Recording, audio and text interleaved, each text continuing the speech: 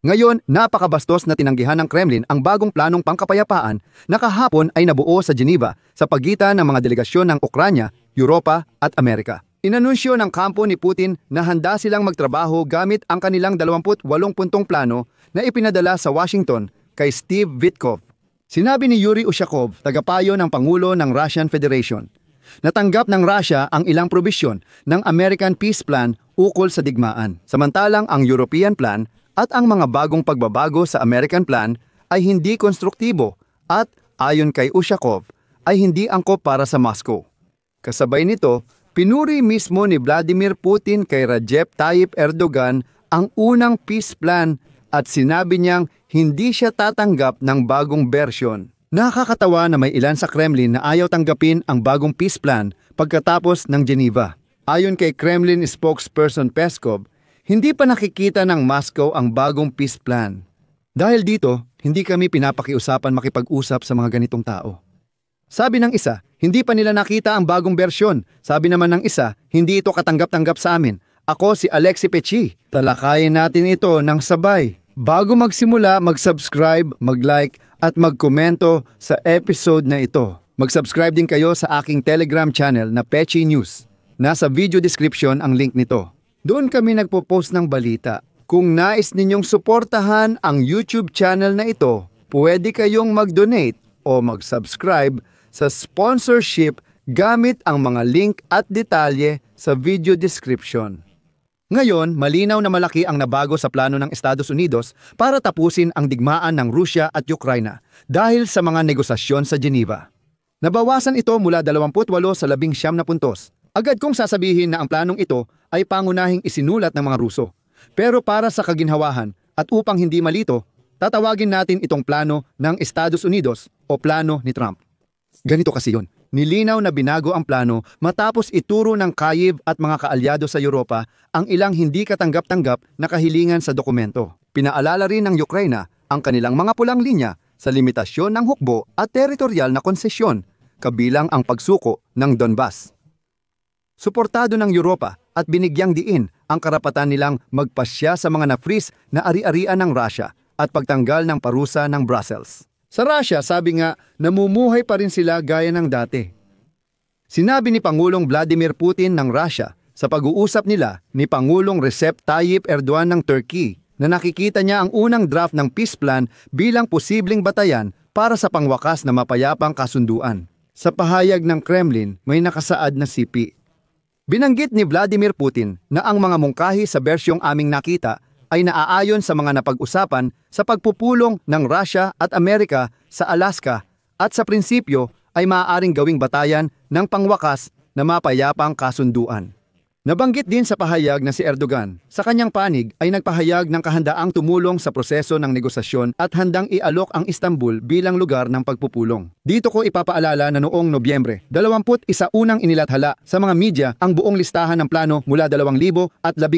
Sinabi ni Vladimir Putin na ang planong pangkapayapaan ni Trump ay napag-usapan na sa pangkalahatan bago pa ang summit noong Agosto sa Alaska. At pagkatapos noon, ito ay simpleng in-upgrade lang. Agad kong lilinawin na sa Kremlin, sinabi na ng panig ng Russia na wala pa silang natatanggap na opisyal na impormasyon mula sa Estados Unidos tungkol sa resulta ng negosasyon ukol sa Ukraine sa Geneva. At wala rin silang nakita na anumang plano mula sa Europa. Pero sa Kremlin, bilang pag-iingat, hindi na talaga sila pumapayag at tinatanggihan na nila ang lahat.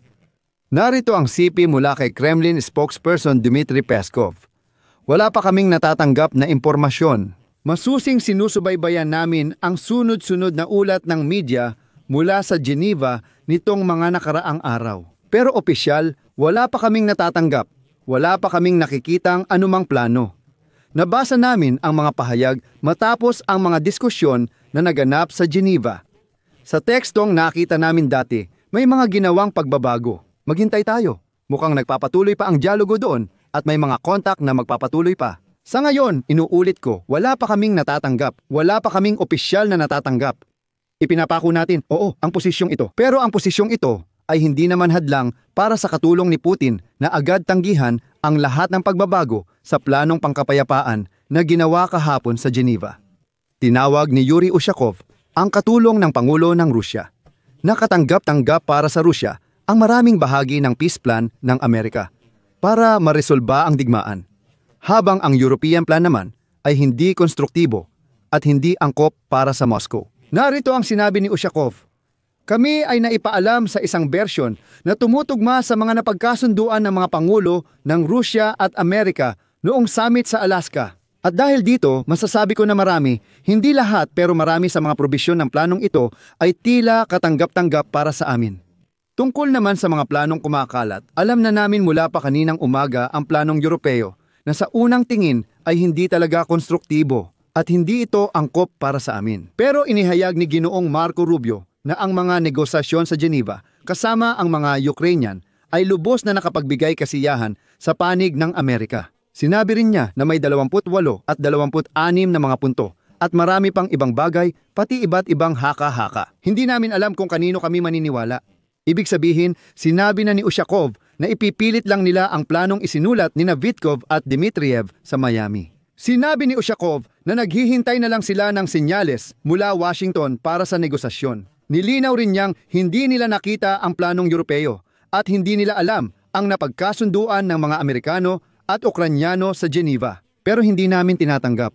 Mababanggit ko lang na ang 28 puntong mungkahi ng Administrasyong Trump para sa pagtigil ng digmaan sa Ukraine ay kinritiko dahil pabor umano ito sa Russia. Samantala, ang kontramungkahi ng Europa ay mas tumutugon sa mga kagustuhan ng Ukraine. At ayun nga, ang mga matinong diplomat ay laging naghahanap, sabi nga nila, ng gitna sa mga posisyong ito. Pero ang mga Ruso, sumisigaw sila na sila raw. Sila raw ang mga nagwagi laban sa Nazismo at kung ano-ano pa. Kaya naman, inaasahan nila na mangyayari ang lahat ayon sa gusto nila, ayon sa sinabi nila.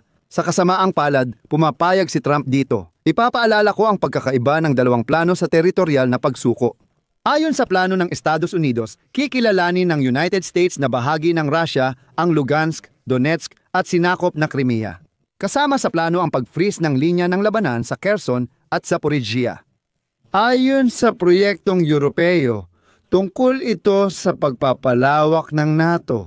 Nakasaad sa plano ng Estados Unidos na hindi na palalawakin pa ang NATO at inaasahan na papayag ang Ukraine na hindi sumali sa NATO. Hindi isinama ng proyektong Europeo ang mga probisyong ito at sinasabi na ang pagsali ng Ukraine sa NATO ay nakadepende sa pagkakasundo ng mga miyembro ng NATO at hindi sa posisyon ng Russia. Binanggit na sa kasalukuyan ay wala pang pagkakasunduan, ngunit ang pagkakalahad ay nag-iiwan ng posibilidad para dito sa hinaharap. Sabi ng mga Europeo, bakit kailangan ipagbawal sa batas ang pagtanggap ng Ukraine sa NATO dahil lang sa ilang hindi malilinis na Ruso? Tungkol sa sandatahang lakas ng Ukraine at plano ng Estados Unidos. Binanggit na ang bilang ng sandatahang lakas ng Ukraine ay lilimitahan sa 600,000 tao. Ang planong Europeo ay nagmumungkahi na ang bilang ng hukbong sandatahan ng Ukraine ay lilimitahan sa 800,000 tao sa panahon ng kapayapaan. Sa parehong mga proyekto, hindi inirerekomenda ang anumang pagbabawas sa mas malaking hukbo ng Russia. Ang resolusyon ng Estados Unidos ay nananawagan na magsagawa ang Ukraine ng halalan sa loob ng 100 araw mula sa paglagda ng kasunduan. Alam nyo, masyadong maikli ang panahong yan para magsagawa ng kampanya, lalo na sa gitna ng digmaan. Sa proyekto ng Europa, sinasabi lang na ang halalan ay dapat isagawa sa lalong madaling panahon matapos mapirmahan ang kasunduan na mukhang napakamakatuwiran. Mas mabuting talakayin pa natin ng mas detalyado ang European Peace Plan sa susunod na episode. Dito muna natin tandaan na ang mga Ruso ay sumisigaw na hindi sila pumapayag sa kahit ano maliban sa kanilang sariling mga mungkahi. Dito ko ilalagay ang tuldok-tuldok. Isulat ninyo ang inyong opinyon at mga konklusyon sa mga komento sa ilalim ng episode na ito. Mag-subscribe sa channel, pindutin ang kampanilya at huwag kalimutang mag-like. Iyan lang, ingatan ninyo ang inyong sarili. Paalam sa lahat.